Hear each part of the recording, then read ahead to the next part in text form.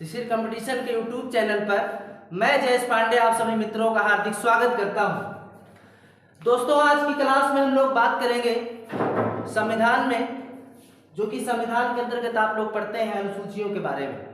तो सबसे पहले हम आपको बताना चाहते हैं कि भारत का जब संविधान बना तो उस समय 395 अनुच्छेद 22 भाग और 8 अनुसूचियां। ये जब भारत का संविधान बना, अभी बात की जाए कि ये अनुच्छेद 470 के एबव है, भाग की बात करें तो 25 हो चुके हैं और अनुसूचियों की बात करें तो 12 हो चुके हैं। अब उससे पहले हम आपको बताना चाहते हैं कि काफी लोगों के मन में उठता है अनुच्छेद क्या है, भाग क्या है, अनुसूचियां क्या है। तो हुआ ये कि जब भारत का संविधान बना तो उसको बनाने में आप जानते होंगे कि बहुत से ऐसे थे जो वकील थे, तो अब वो अपनी भाषा में लिखे हैं। तो अनुच्छेद, भाग और अनुसूची। तो अनुच्छेद का मतलब होता है एक क्रम। जैसे आप स्कूल में देखते होंगे हर जगह पे आपको एक क्रम दिया जाता है, 1 से लेकर के 50 तक, 100 तक, जितने भी बच्चे होते हैं। तो एक क्रम हमको हम कह सकते हैं कि वो अनुच्छेद है। अगर हम भाग की बात करें तो भाग में जैसे आप जानते होंगे कि आप हर क्लास में अलग अलग बच्चे बैठते हैं, तो उसमें से ए बी सी या 9th 10th इस तरीके से उसी को क्रम बोला जाता है। अब बात की जाए अगर अनुसूची की, तो अनुसूचियों की अगर बात की जाए तो जो यहाँ से रह गया, यानी कि हाईलाइट करने के लिए क्या बना दी गई, अलग से अनुसूचियां बना दी गई। तो आज के क्लास में, आज के सेशन में हम लोग चर्चा करेंगे अनुसूचियों के बारे में। चलिए फिर आगे बढ़ते हैं। तो अब देखिए, अगर बात की जाए अनुसूचियों की, सबसे पहले हमने आपको बताया कि 8 अनुसूचियां थी जब भारत का संविधान बना। अब हम एक एक करके डिस्कस करते हैं। तो अनुसूची 1 में कहा जाता है भारत राज्य एवं केंद्र शासित प्रदेश, अर्थात अगर आपको भारत और उसके जो राज्य हैं और जो केंद्र शासित प्रदेश है उसके बारे में जानना है तो आप अनुसूची 1 पढ़ लीजिए। अगर वर्तमान में बात करें तो 28 राज्य हैं और केंद्र शासित प्रदेश की बात करें तो 8 है। अगर मैं बात करूं अनुसूची 2 में, तो वेतन एवं भत्ते की बात की जाती है। इसमें जो राष्ट्र पदाधिकारी हैं, जैसे राष्ट्रपति हुए, उपराष्ट्रपति हुए या फिर जो सुप्रीम कोर्ट के न्यायाधीश वगैरह, इन सबके वेतन एवं भत्ते की बात की जाती है अनुसूची 2 में।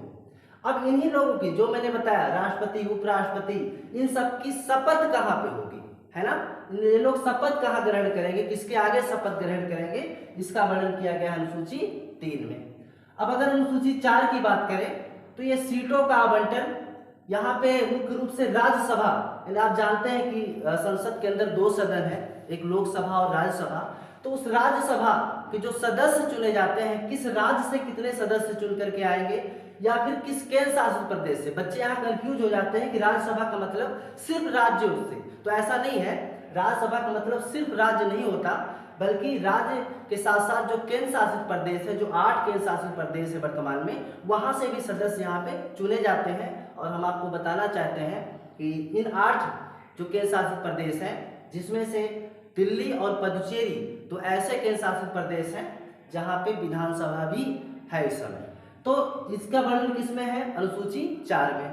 अगर मैं 5 की बात करूं तो 5 में अनुसूचित जाति एवं जनजाति क्षेत्र के प्रशासन है का वर्णन किया जाता है। और अनुसूची 6 में यहाँ पे अनुसूचित जाति जो है इसको हटा करके जनजाति क्षेत्र के जो प्रशासन है, खास करके जो 4 राज्य हैं पूर्वोत्तर के, असम, मेघालय, त्रिपुरा और मिजोरम, इन चारों का वर्णन मिलता है किसमें, 6 में। अगर मैं बात करूं अब अनुसूची 7 की, तो अनुसूची 7 में संघ सूची, राज्य सूची, समवर्ती सूची, यानी कि जो कानून बनाने के लिए, यानी किस विषय पर कानून केंद्र बनाएगा, अर्थात संघ सूची, राज्य यानी कि राज्य सूची, और दोनों मिल करके जहां बनाते हैं उसको समवर्ती सूची कहा जाता है। अगर मैं वर्तमान की बात करूं तो संघ सूची में 100 विषय है, राज्य सूची में बात करें तो 61 विषय है, और समवर्ती सूची में बात की जाए तो 52 विषय है।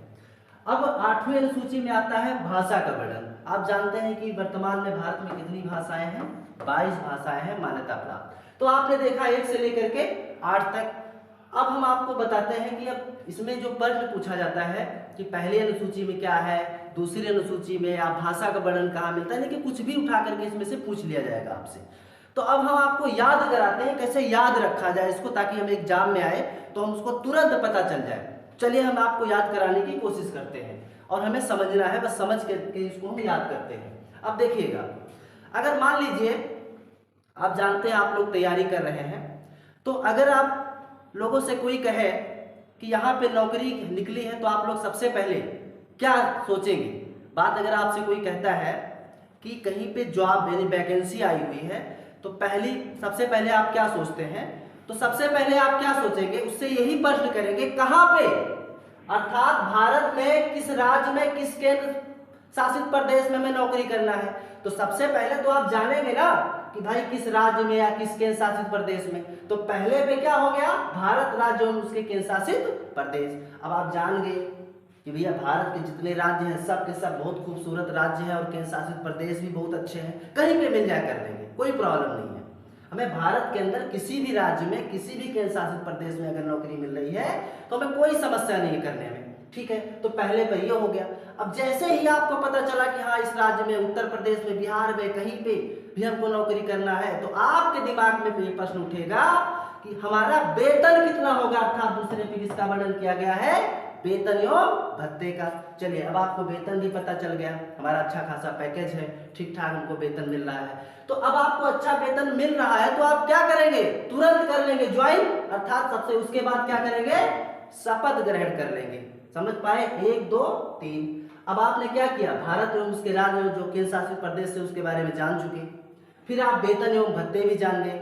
इसके बाद आप क्या करेंगे, शपथ ले लिए। अब जब आप शपथ लिए तो इसके बाद क्या है, सीटों का आवंटन, अर्थात चौथे में आपको भाई पता तो चलना चाहिए ना हमारी सीट किधर है, हमको कैसे काम करना है, अर्थात चौथे में किसका वर्णन किया गया, सीटों का आवंटन। अब देखिए यहाँ से यहाँ तक ये हुआ कि भाई भारत के केंद्र शासित प्रदेश के बारे में जाने, वेतन एवं भत्ते जान लिए, शपथ हो गया, सीटों का आवंटन हो गया। अब कुछ क्षेत्र ऐसे हैं जो अनुसूचित जाति एवं जनजाति के क्षेत्र हैं, वहां पे प्रशासन अलग तरीके से, आप चूंकि जानते हैं भारत के अंदर जो जनजातीय क्षेत्र है उनका वो आज भी समाज की मुख्य धारा में उनको शामिल किया जा रहा है, तो इसलिए उनके प्रशासन के लिए एक अलग ही बनाया गया जिसमें अनुसूची 5 में रखा गया।